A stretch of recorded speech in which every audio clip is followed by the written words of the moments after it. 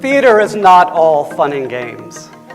Some of it is, a lot of it is. Often that's what gets people into the building in the first place, which is a good thing. But what happens after that?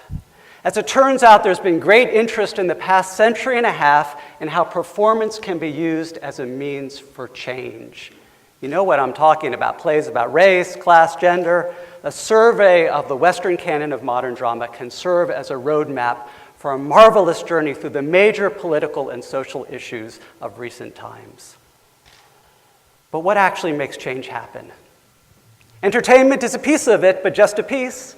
I don't know how many of you have been entertained into changing your behavior lately. So we can fold in the other functions of theater to teach and to move emotionally.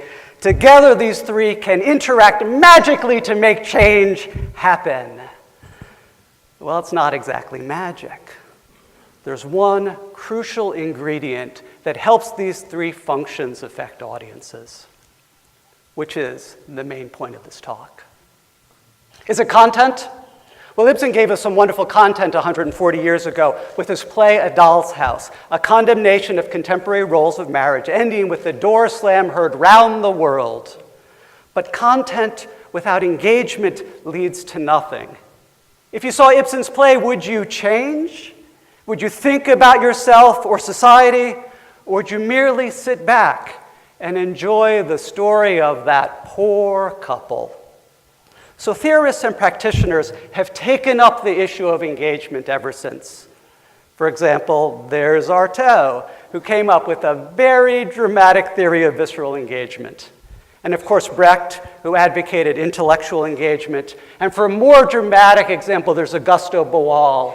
In his ingenious forum theater, a situation with unsatisfying choices is presented for audiences.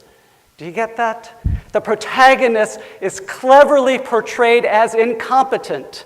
Then when the story is told again, audience members are invited onto the space and into the roles of the story, replacing the failing characters with their own solutions to the problems being dramatized. Boal calls it a rehearsal for life. Audience members actively engaged in brainstorming a solution to problems using performance. So, you want to change the world with theater? Well, good, but don't stop with just content and entertainment.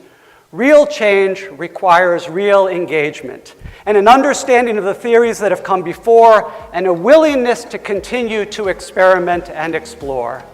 These rules for engagement are your crucial ingredients for success. Thank you.